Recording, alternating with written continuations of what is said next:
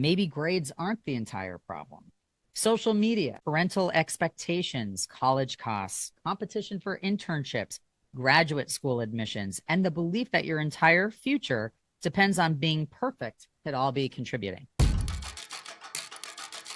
Hi, and welcome to Girls Gone Gritty. I'm in Bring It On Studios with my co-host, Jen Brenius.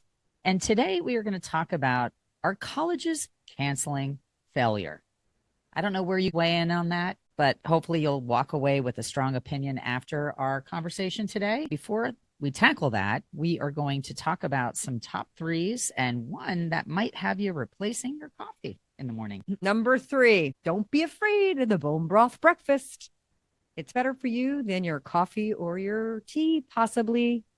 I'm obsessed with having something warm. I'm not even an iced coffee person in the middle of summer. I like a nice coffee, but I genuinely like something warm in the morning. So I'm going to give this a try. After looking into it, the bone broth breakfast is good for several things. It's a big biohack. It repairs your gut lining and fuels your cells. It primes your digestive tract, stabilizes blood sugar, soothes the nervous system, delivers sustained energy jitter-free, enhances intermittent fasting, regulates sleep cycles, and rehydrates the body. That's a no-brainer. Why have we not been doing this for years? I feel like a lot of people do it when they're on a recovery from something. You always hear about somebody needing bone broth, suffering from an ailment or a sickness that's prescribed. It makes sense. There's a lot of nutrients in bones. That's where the beginning of all cells are in a human and any other animal species.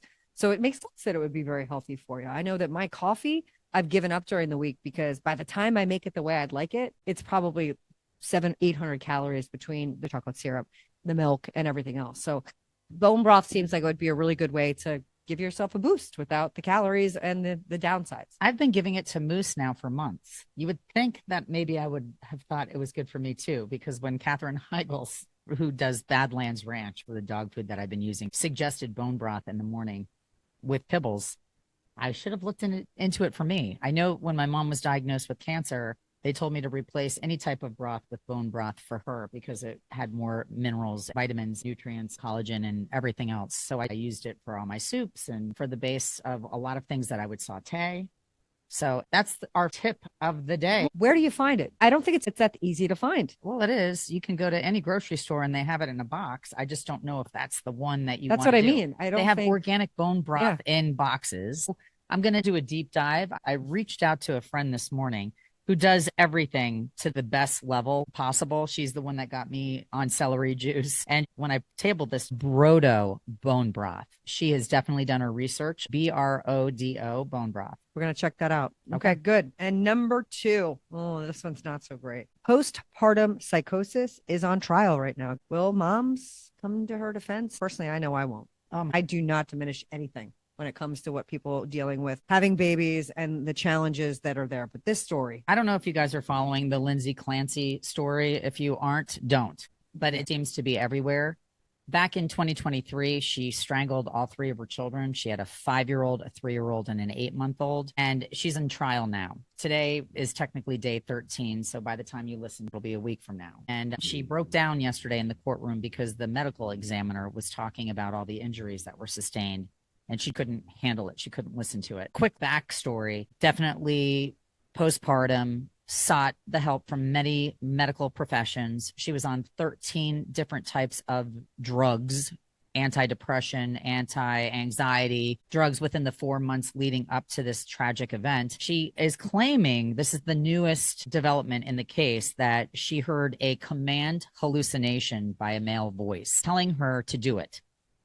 Kill the children, because that way you can kill yourself afterwards and they won't be left on this planet without you. And she thought that they would suffer more if she wasn't involved.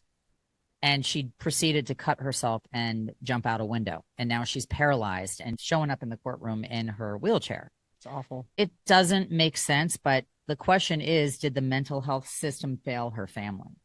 Did she genuinely go to these doctors with insomnia, severe depression, intrusive thoughts, and suicidal thinking, and no one took her seriously? Apparently, she called the police department 40 times saying, I need help, I'm going to do something. It's a really terrible story, but it happens. And the postpartum thing is a real situation, but can it be the defense's way out? Well, do you want it to be?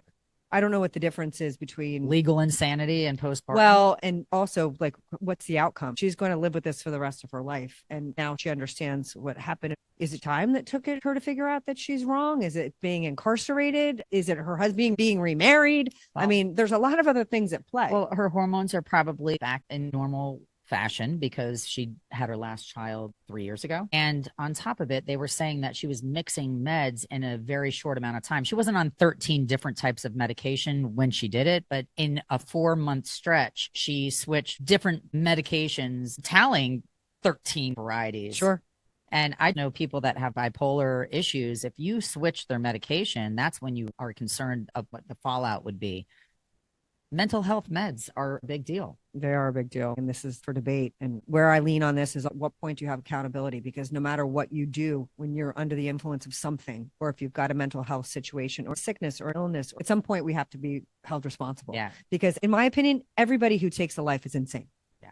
Every single person. And insanity doesn't mean that you're not insane. Like, who wants that person walking on the streets if they're insane? Because if they go into a facility, they come out eventually and then they're still insane. You can't fix insane unless it's temporary insanity because of a hormonal imbalance coupled with a lot of medications or bipolar disorder but I don't think that eliminates the crimes that you committed while you're in that mind frame, unfortunately. I completely agree. Well, being in a completely different mind frame. Wow. Number one, damn, I feel like a woman. 3 NBA stars who are now declaring for the WNBA draft. I don't understand this. I really don't. Didn't we just get through the fact that men cannot participate in women's sports? Didn't we just have a bill passed? Wasn't it declared? Why is the WNBA having a hard time defining what a woman is? They cannot define biologically what a woman is. So now you have these 3 former pro NBA players that are declaring that they're women to make a mockery of this ridiculous situation. You can define at any point, decide today I'm a male or a female and use it to my advantage. This is where when we blur lines on things, it gets very hard to participate in life. I identify as a cat. I want to marry a wall. Yeah. I thought we were done with all this bullshit. We're not, because they're just kicking the can down the road because they want to keep getting attention. There's no bad press. So by not making a decision and keeping people engaged and having a debate is keeping eyes on the prize. It might be a little theatrics. It might be. I think if the World Aquatics, the World Athletics Organization, the UCI, these are global sports bodies, are talking about biological eligibility standards that can't be refuted, why are we looking like a Jerry Springer show again? Because it sells seats, because it sells clicks. I could understand if it was Dennis Rodman trying to reincarnate his profile by putting mascara on and doing crazy things. He might be bi and whatever. But this is outrageous. I just love the fact that these guys are throwing their hats in the ring. Like, wait a minute, I think I'd like to try out for the WNBA because I'd be really good at it. I did well in the NBA, and I'm going to be a female next year. It'd be hysterical if they showed up in a Tootsie.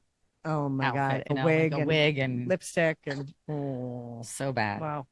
Talking about changing the rules and leveling the playing field and making everything equitable. What are these elite colleges doing? So recently, if you didn't see, the University of Michigan, which is always in the top 5 of public universities across the country, recently went to incoming freshman first semester being a pass, fail, no credit situation. It's not actually happening until 2027. They announced it this year for 2027. So it just came out that they're going to do this. LSA, it's the literature, yes, sciences, and arts. College. So it's 3 different sectors. Yeah. It's LSA. And they're following the footsteps of other elite colleges that I didn't have that awareness on. I didn't recognize that places like Cal Poly and Wellesley, and there's a full list of schools that already do this. And some of them are major specific. Some of them are the entire school. But, I'm not sure exactly how I feel. It's a cancel culture continuing on. This was a very upsetting quote that I read. The reason that Michigan is doing this is they claim that it promotes collaboration versus competition. Collaboration versus competition. What does that mean? You are working your butt off all through high school to get the grades that would allow you to be taken seriously, to get into an accredited college or university like this. And now you're there with like-minded students. Don't you want to be competitive with people that are going to elevate your game academically? Let's say you're a 3-sport athlete and you've got incredible grades and you made it to the University of Michigan and you're playing a sport there. And there's a lot of other people that are playing a sport and balancing their academics. But your freshman year, you can take your foot off the gas pedal. You're going to know your grades. The professor still tells you what your grades are, and you will technically know what your GPA would be, but it doesn't matter because it's pass or no credit. It doesn't show up on your transcript. And for the people that are crushing it, the people that are working their butts off or naturally have this aptitude to be Excelsior and they're at a high GPA, they don't benefit from their hard work. They don't benefit because we want to collaborate versus be competitive. Here's the reality. If you think about who these kids are, and we'll just stay with Michigan for the moment, they're all the highest performing students in their high school. Part of it, I think, is they're so used to being at the top of the food chain and being able to do and be anything they want compared to their peers. And now they've been put into a peer pool where they're with everybody that's the same as them. They're just as smart, just as educated, have access to the tools, tips, and way of learning that their peers have. You've gotten yourself into a highly competitive place, and now you're not going to compete. I don't understand that mentality. All I know is I went to college. It was the first time I didn't have my parents breathing down my neck because I'm an only child. Everything was under a magnifying glass. And I got an academic scholarship to not only play a sport, but to maintain a 3.5 or north of a 3.5 to keep academic money. I had never been below a 3.5. So to me, it wasn't even something I was scared of. But now you're balancing your time and playing a sport, and I'm having some freedom that I've never experienced before, and I'm in charge of me. And my GPA my freshman year was a 3.2, and I got put on academic probation, and I was terrified because that would mean I would lose a big chunk of money if I didn't get my GPA up to at least above a 3.5. So think about it, a 3.2. I had to get like a 3.8, 3.9 to bring my GPA back to a 3.5. And that scared me. And my parents were disappointed in me. I was disappointed in me. And it made me prioritize. It made me establish boundaries. And I had to hold myself accountable. And I learned a valuable lesson from that. Well, and the scholarship held you accountable, which is a great opportunity where people have that threshold that either parents or athletics put on you. Some people don't have that threshold. A 3.0 is what my parents expected.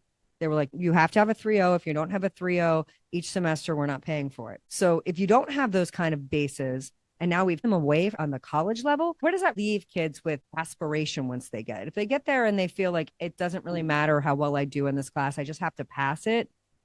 Why would you work for the A? Why would you push yourself? And here's the problem that I have with it is that, are you teaching kids how to integrate into that community if you're not teaching them that they need to do their best? To me, pass fail means, oh, well, I only need a 70. That's not getting yourself into a groove on how you to balance your day, how to study in the library, how to take on a class, how to show up for the class and get to know your professor. There's all these skills that I think are being eroded. But here's the question that I have when I look at these elite schools that are doing it. Maybe I'm missing something. Well, I'm going to take the flip side of the coin. One of the things that they're saying, instead of you just taking all of your basic classes that you have to sign on for, your prerequisites, instead of freshmen coming in and taking their prerequisites, they can actually dabble into something more strenuous, a little more academic, and not be terrified, and can hit some of those core courses out right out of the gates to see if they really like their major or if they want to go in that direction and not be stressed. So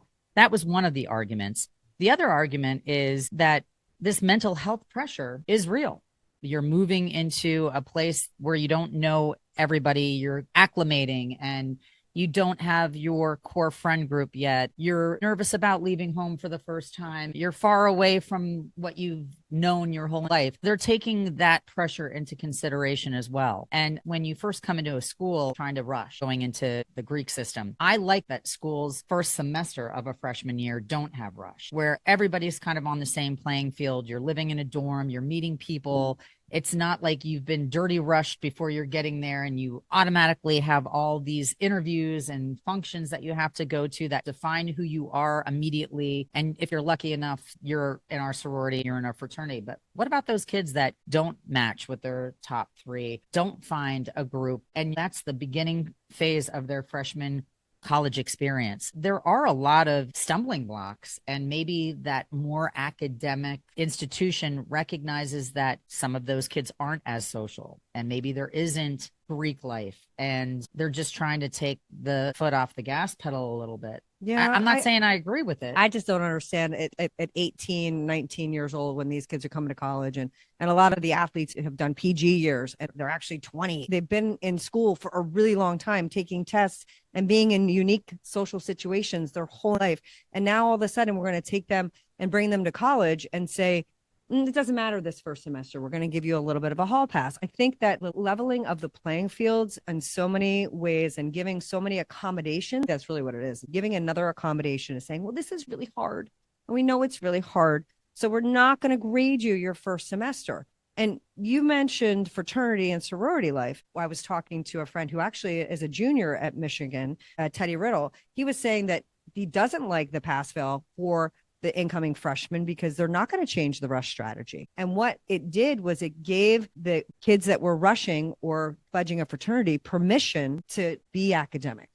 If all of a sudden everybody's like, well, it's pass fail, you don't really have to go to that class. Now you have more opportunity for even athletics to say, we're going to work you harder on the field. We're going to work you harder in the fraternity or sorority house. We're going to work you harder socially because school doesn't really matter right now. Listen, well, a bad grade teaches you something. Agreed. Let's be real. And the grit part is you bomb a midterm and now you're terrified because you know that that could bring your GPA down and maybe you're not going to get that coveted internship. It holds you accountable. And if you disappoint your parents, that's another thing. If you suddenly change the way that you study because you're recognizing you're not doing enough. It's really like your formative college experience where you're figuring out what works for you, what doesn't work for you, and you're establishing a routine on how you're going to prevail academically. And now they're also saying if we continually soften the consequences for young people, when exactly are they supposed to learn how to deal with failure? This is the same culture that everybody got a trophy. So this just continued into their adulthood for all intents and purposes, where you had to make accommodations for different learning abilities and give people more time to take the SAT. None of those things existed when we were growing up. A pass-fail class, you chose to move to a pass-fail in college when you were not doing well in a class. Right. And you didn't want to not get credit for it. You were like, okay, I'll move to pass-fail because it's going to kill my GPA. But if I move to pass-fail, I'll at least get credit for the class and be able to say I took the class. So it'll move to my transcript, but it won't kill me. It won't help me. It won't help me either. But well, now they're saying that there's grade inflation. And they're saying that there's more A's being given out. Oh, 1,000%. And that the hard schools, the Stanfords, Harvards, Browns, they're giving more A's liberally. What does that mean? When I've gone through all the college application process and watched and gone to many graduations, and you look at the kids that are the cum laude, summa cum laude, magna cum laude in both high school and college, the number of kids that stand up for those accolades, I can tell you, just visually watching the number, everybody's got an accolade. You're in such a minority now if you're not at least cum laude.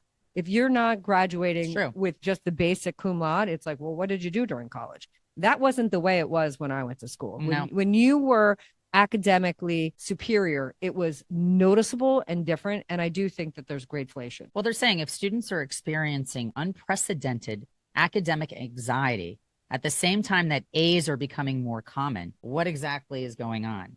Maybe grades aren't the entire problem. Social media, parental expectations, college costs, competition for internships, graduate school admissions, and the belief that your entire future depends on being perfect could all be contributing. Yeah, well, that perfectionism is what is at the root of what we're really getting to here. They want the kids to come in. They want them to feel good. They want the experience to be incredible and perfect and everything that their heart could possibly desire because they're at this elite school that is an Instagram moment that everybody wants to be at. And that's not why they're there. If you are at a school like Michigan, and we're just going to stay with them because they came out with the news, You decided to go to one of the best public universities in a cold place. The campus is supposedly beautiful. I've never been there. I know you have. Well, on that note, I am an Ohio State Buckeye now, and I purposely chose my outfit today because we were going to be talking about the school up north, and Ann Arbor is a whore. But Michigan is a coveted school. It's a beautiful campus. We play them. We're Big Ten rivals. And I was surprised when I saw the headlines because it felt so not Michigan. Yeah. I just don't understand it. It doesn't make sense. It's like counterproductive to everything that that school stands for, which is competition and being with like-minded top tick players that are going to continue to be competitive because they want to graduate and have the best job and be at the top of everything, top of the food chain. Yeah. And there's a huge parental influence and looking at mental health and making that transition okay. But I also realize that education is a business. And if they're looking at modeling themselves against other elite schools and they have data that reflects that this is better for their top performers to be in this environment, I think it's going to be a test for other public institutions that are wanting to follow in the footsteps of these other elite schools. And I think there's a lot of institutions that have been doing it all along, but you also are applying there knowing that that's the way they handle the freshman semester. It's not a surprise like Wellesley. This is just something that they've done. So right. They're very liberal though. Yes, but if you're a liberal minded person and that is attractive to you, then you're going to go in that direction. I think our problem with it is grit is learning that you can fail and you can recover and keep going. So are we helping this generation become more resilient, or are we accidentally taking away their opportunities to discover that they already are? Well, and we said this last week too. It's what makes us human is the imperfections. Yes. It's the story of the college kid who failed out of MIT or didn't get into Caltech or whatever it is. And they rose through the adversity of that and got in someplace else. And now they're the CEO or a huge nonprofit or somebody who gives back to the community. And they've created a story around that disappointment and failure. And we are creating such a safety net for this society in many ways, but then expecting so much of them. It makes no sense to me. You can't expect somebody to have a story when you curate every last moment. I learned such a valuable lesson. It shaped who I became as a student. I was terrified. I was disappointed in myself. I had to hold myself accountable. I had to elevate because I didn't want to disappoint my parents. I knew I was much more capable of being a better student. I was being lazy. I was partying. I was experiencing freedom, but this is all normal. Yes. This is all normal. And this is why I grew, because I elevated my game and recognized I could do it all, but I had to have balance. And if we're just laying up everything for these kids in a soft way that's warm and fuzzy, boy, are they in for a rude awakening when they graduate and in the real world.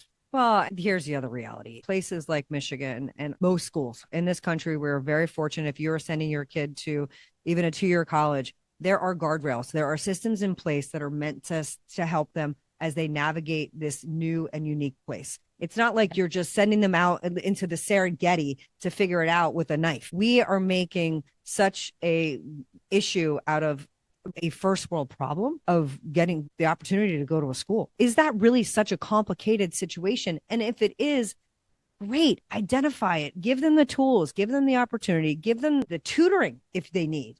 Listen, school isn't for everybody. Some people might feel the pressure cooker and say, I can't do it. Right. And I want to be out. And now they're not wasting their parents' valuable dollar because it wasn't meant for them. It's almost this wonderful test. Yeah. It's an experiment. How is your kid going to handle the pressures of their freshman year? Are they going to figure it out quickly? Are they going to make mistakes? Are they going to rebound from their mistakes? Are they going to drop out? It gives them the chance to do them. Yes. And that's what we need to see more of. And grit and resilience go hand in hand.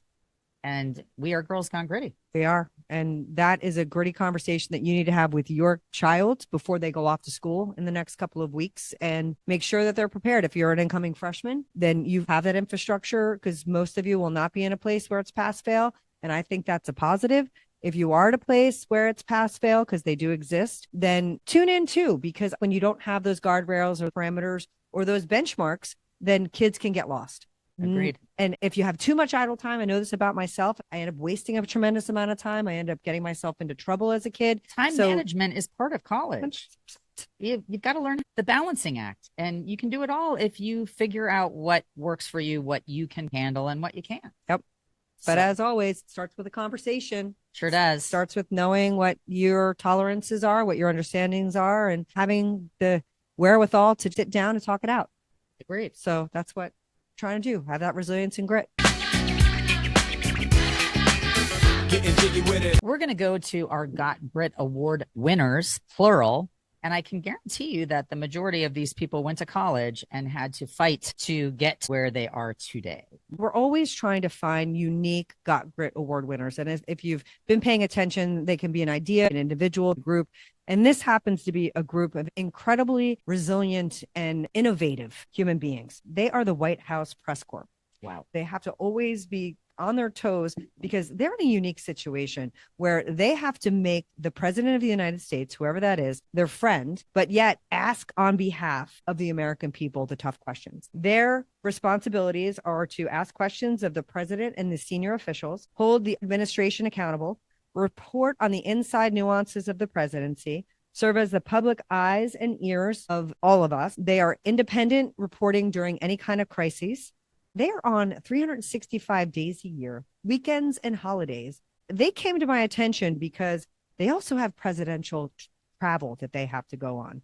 And if you were paying attention recently, they had a really scary situation that happened in Turkey where they had to scuttle President Trump off of Air Force One. They basically took him off the airplane, put him in a catering truck, and Air Force One served as a decoy when they thought there was this credible Iranian threat. Many senior officials in the White House were on board as well, but the entire press corps that travels with him at that time was on this flight. And I thought to myself, here are people that, because of the people they are associating themselves with every day, President of the United States is always going to be somebody who's at the top of the line security risk. They are following him, asking him tough things, and putting themselves in line of fire, not only from the president, but from other extraneous forces. They are beyond gritty. They are from major news networks all across the country, our wire services, our AP News, our Reuters.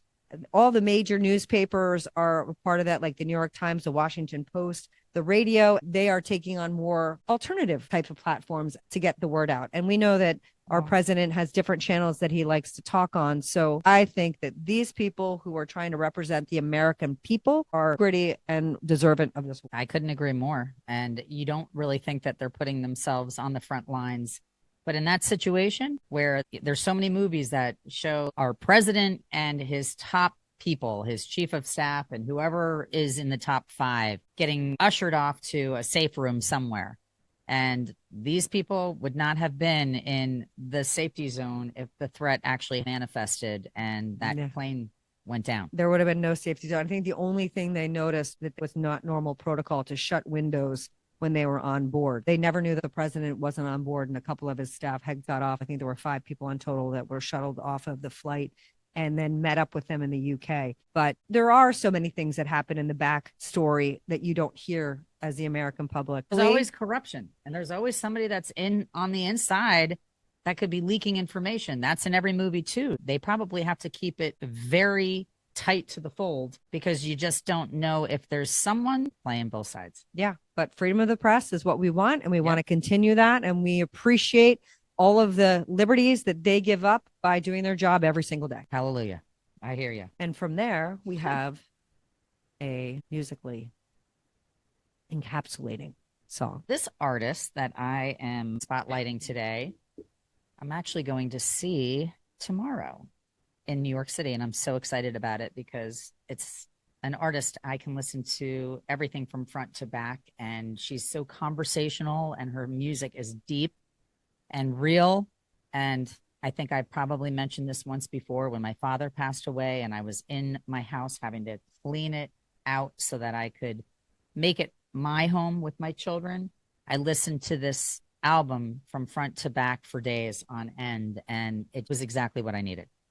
So this lyric is, how can you get close to someone you keep out of reach? Where does that leave me? Because you don't make it easy. Now I won't close up. I can't tell if you need me or want me all that much. Did I misread completely every single touch? Do you even see me? Now I'm more than a voice on the phone. Now I'm here and we're finally alone. Why do we feel so distant? You're treating me like I'm one of the rest. I feel stupid for wearing that dress. Yes, I guess I saw something that you didn't. I think we've all felt this way at some point, whether it was back when we were young, waiting for the phone to ring and hoping that it was going to ring, or just liking somebody so much and feeling like they didn't see you, or you could go in so many different directions. But this song just hit home because that's what it does. I was home. I was packing up my house. I was going through memories of high school and middle school and elementary school. And I just remember feeling a connection with somebody and it wasn't reciprocated. And I did everything I could to try to have them pick me. And sometimes it just doesn't happen. Okay. And that song, for people that don't know it, is? Well, it's Olivia Dean and it's called Close Up. And it's one of so many songs that are brilliant, but this one just makes me go back and think about, I want to be seen. Why can't you see me? Don't we all? We all want to be seen. And I think that's a beautiful lyric. And I don't know her music enough, but I definitely need to. And that reminds me, what you said in that is that we bring a song to you each week, but don't forget, and I'm reminding myself of this as I'm talking to you, listen to an album front to back again. Oh, yeah. Because the artist is giving it to you in the way that they designed it. They painted a picture that they want you to take in. So take Olivia Dean's album, because if it hit Farley like that, I'm sure it'll hit me in a similar way. And that song comes from The Art of Loving, which would make sense because I was listening to the album from front to back. We used to do that because you didn't have the luxury of just picking one song out and not listening to the rest of the incredible music that they've written and the artistry that it took to put together a whole entire album. Well, and you bought the album. Yeah. You had to buy the album, unless they released it as a single, which oftentimes they didn't. And they wanted you to buy the album. Were like the obscure ones that didn't even become popular. So it's a very good idea to go and listen to albums from front to back, because you might find your favorite song that is not highlighted and didn't become a top hit. Yeah. And that's what we want to do. We want to dig deeper into everything in life and explore the things that are unexplored and have conversations that are tough and gritty and have an opinion. Yes. Whether you agree or you disagree, have an opinion. It's so important to be able to have a conversation and to take a stance and stand behind your belief system and use your voice. We'd love to hear your voice on topics and ideas or things that you loved or things that you hated. We'd love your feedback. Like, follow, share, and subscribe to our podcast. We are growing like crazy. We're going to be attending a great event next month where we're going to be with other creators at the podcast movement. So we've got good opportunities happening for us, but we need you to go to the next level. And we appreciate your support always. And we look forward to connecting with you again next Thursday.